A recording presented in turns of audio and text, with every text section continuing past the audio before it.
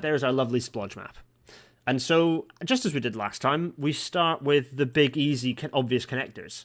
So, the 100,000 connectors, and there we go. Kind of obvious, and also it's... Oh, the rule that I've applied, by the way, is that, and this will come into play in a slightly interesting way, in a couple of interesting ways when we get down to the bottom of the network. None of these lines can be, none of the node-to-node connectors can be more than 100 kilometers long. I didn't do that for the Welsh one, but I don't think I needed to. Whereas for this one... I've limited it so none of these kind of node connectors can be longer than 100 kilometers, which is kind of an interesting little... you'll see why that makes things interesting shortly. So this is obvious. You have a connection from Edinburgh to... Oh, also, so all the connectors go into a weird bit of Edinburgh because it's the centre of the mass of this blob, even though, obviously, Waverley Station is here. So don't worry too much about that. It's almost useful to remind me that it's connecting to the urban area, not the station necessarily. This is broad brush stuff, right? So connector from Edinburgh to Dundee, which when we click the existing railway network in a roundabout way, a pretty roundabout way, kind of exists already, right? It's not great. But it kind of exists already. Likewise, Dundee, Aberdeen, it exists. And given that we're proposing that these should be, as with the Welsh map, these are the highest density connectors. These should all be electrified 2-track railways throughout. Which, in the case of Aberdeen, Dundee, it certainly isn't. It's got rubbish line speeds in a few places as well, and also the infrastructure's falling to bits, as evidenced by 2020. Also, Dundee to Edinburgh, well, it's a commuter line. It's not an intercity line. There is not a decent intercity connection between Dundee and Edinburgh. So issues. However, there are better connections between. Certainly, kind of Glasgow Dundee is not bad. Or it's kind of pretty weavy, but actually it's not bad. I think per mile, even though it's a longer distance, I think per mile it covers it quicker than Edinburgh Dundee does because of the Fife faff, if you like. And then probably the most effective because there are lots of connections, lots of fast connections, and all of them are electrified. You can see the weirdly, it's the Airdrie Bathgate line that's the most direct straight line between our dot anyway. Airdrie Bathgate is the most direct line. The Falkirk High line is a bit out there, but given that you can see that it's kind of going up through. It's going up through Cumbernauld and then it's kind of coming down through some of those urban population areas, although skirting around them in a bit of a weird way. Like the network maybe would make more sense if it was... But anyway, you can sort of see what's going on there. You can sort of see some of this. This is going to get more dense and more complicated as we start joining the dots with the kind of the connectors between the smaller places. I think very quickly this mesh becomes complicated. So there we go. So that's our core intercity network needs to be connecting these 4 centres. So let's try the next line of connectors, which is the connectors between everywhere greater than 50. All population centres greater than 50,000, and already it's got complicated, and you can see some duplication as well. And actually, I suppose some of these lines, I'd maybe just get rid of them and have a kind of... If I was doing it in R, I think you can do like angle. You can delete lines based on how close an angle they have. If there's too shallow an angle between them, it'll delete the longer one and keep the shorter ones. I presume that's how you program it in. Coders. People who write R/any code that does this sort of thing, I presume that's kind of right, yeah? By the way, for anyone who's Network 2050 adjacent involved in this... yes, anyone who's involved in the Network 2050 stuff, this is the 2022 plan. We're going to incorporate this logic into pulling out the data that we've got. So drawing these nodal maps and then influencing them by the data sets that we've got. That's the plan, but we'll talk more about that at the end. So this one gets messier. I'm going to switch off the larger connectors to make it a bit clearer, but you can see lots of there's just chaos. There's kind of a bit of chaos, and this chaos in the central belt is going to happen. And it's partly as a result of the fact that there's kind of just there's not an obvious linear pattern between these. There's just a huge splodge of all sorts going on everywhere. Things obviously converge going northwards. These settlements, if I hide these, you can see these settlements are broadly in the central belt. So connecting them, and the way you might end up with a connector here, kind of going along. And if we draw the existing map, you might end up with connectors sort of going from this side of Glasgow into central Glasgow, up Cumbernauld, and then maybe across into here. And by that point, you start saying, oh, that kind of explains the Falkirk High Line a bit. Fair enough. In terms of the connectors southwards, yeah, again, it's a bit, what is the best? And you can see it becomes challenging. Like, how are you providing for, what way are we? What's the optimized way to provide for this pattern? And this is where clever networking algorithms can do the work. Hi, Ella. John Christopher saying you probably did an ArcMap with a bit of Python scripting. Yeah, probably. I need to learn Python.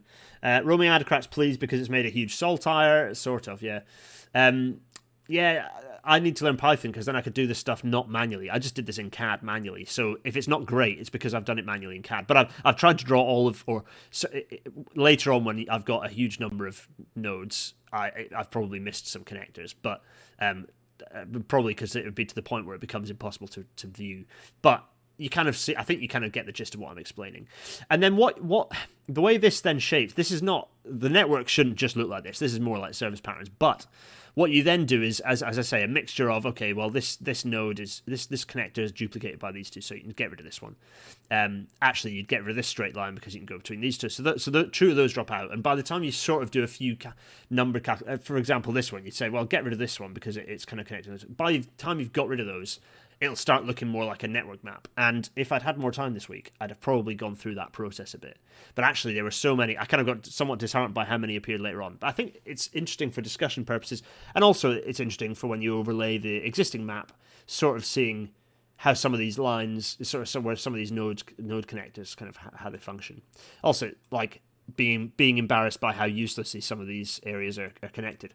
Although saying that, some of them it's because the area does not tally to the urban area. I think it's a Scotland thing because the Welsh one, they tallied quite nicely to the built-up area. These ones, the Scottish data collection is different. So yeah, not ideal. That was my main frustration, is with this data set, it's clearly collected slightly differently for Scotland in that it's covering an area. It's not just covering the built-up area; it's covering the kind of the broader area, which is kind of a bit of a pain. So, but there we go. You live and learn. Quality of data into the one, quality of data input is critical. But there are already people going, yeah, that's a fair point. That doesn't seem to connect. Yeah, there are some gaps. There are some fundamental gaps. These two being absolutely key. East Kilbride, yeah, exactly. Like Hamilton Motherwell East Kilbride connection fundamentally lacking. This is doolally that this connection doesn't exist. Really, it's really really strange. Yeah. So already you're kind of starting to see, well, that's a bit strange. Why is that like that?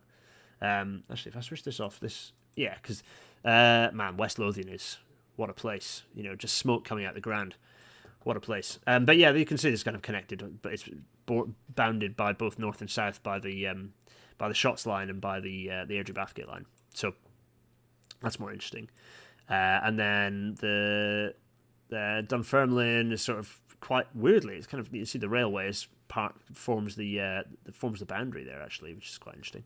So Dunfermline's there, not badly served, I suppose, all things considered. Pretty nice services through the kind of Fife Circle there. There's the Fife Circle. Anyway, so let's face it, that's still pretty straightforward. So let's look at let's switch the network back off again, and let's switch all of our connectors off again. So we've switched back on we've switched on our 10 to 50k towns. Now we're going to switch on the 10 to 50k connectors. So we've already had the 50 to 100k connectors. Now we're going to switch on the 10 to 50k connectors, and all of a sudden you see this shape appear, and it's quite a satisfying shape. It's quite an interesting shape, and similar to Wales, you start seeing the propensity for where the main bulk of infrastructure ought to be. And interestingly, it maps, or maybe not interestingly, adjacently or kind of incidentally, or rather absolutely obviously, it maps onto where those population densities are higher, so where those towns exist. So this map now starts looking much more like a sort of a surface mesh. This looks like the sort of thing I generate. I was trying to work out if I could output these as single point nodes into BRT and actually output them as a surface mesh. And then I could have limited the length, but I was faffing with it, and it didn't quite work. And my license did weird things because I'm running VAI and blah, blah, blah, microstation chat. But anyway, this is, so you can start. So again, limited by 100k. What's the first thing you notice is there's no connection across the Highlands. So the optimized sort of route to kind of optimize infrastructure versus serving population groups is actually that you'd upgrade to have the certainly at this level of density, you'd be looking at the East Coast as being the prime route, which is kind of interesting. So I found that very interesting. The other thing that starts appearing is now I didn't connect all of the cross sea things, but what I did do is, given that the Scottish Greens have said that they're looking at connectors across the Forth, I thought, well, you know what? Actually, okay, I could have put another connector in there, and that probably would have been relevant, and I didn't, so, I could have done that. But anyway, I think it makes the point that actually you can see that with all these connections, it would be very useful from a network perspective, and I'm not doing the job of this, I'm not paid by the Scottish Greens. I don't think it's a crazy idea to suggest a new connection across the Forth. I really don't. And this, by the fact that if I'd ignored the coast, that node would have drawn. That connector would have drawn. That connector would have drawn. So it wouldn't have been that crazy, and and those could then have been in turn served by, if I did my rule of if the angle is shallow and the length, delete the longer one. It would have ended up, probably if I followed that, it would end up with drawing a line not far from where the Scottish Greens put their tunnel. So the tunnel is a bit further inland. Actually, they've kind of got it here. This would be an enormous undertaking. They'd actually have the tunnel kind of here, but you can sort of see that there's a definite value in having an additional connectivity across the Forth. I just think it's yes, I think it's people are saying, isn't the population affected by transport links? Yeah, it is, and yes, in terms of creating a long-term transport strategy, you need to think about spatial planning and what you want to do. But I'm making the assumption that population is that we're serving the existing population, so. The thing that's interesting is then if you overlay the existing railway map on top of this big old splash here. Also, you can see Stranraer is kind of only barely manages to make it into the network. But also you can see that just this incredibly dense mesh in the Scottish Central Belt. So let's then put our existing map on top of this again. And you see that, oh look, there is sort of that triangle does sort of exist. And yes, this is a bit doolally. Partly it's geography and partly kind of connecting other things that these alignments get doolally. You can see borders there as a connection. You can also see that borders is like, the lack of connectivity down from Gala down to Hawick, and then actually in this it says to Dumfries. I've kind of left my boundary conditions as not interested, but I could have put a node at the mainline connections. I could have done that for Wales as well, but I decided not to because I thought, right, we're just going to look at Scotland in isolation, forget the connections to the rest of the UK. Hendy's on that.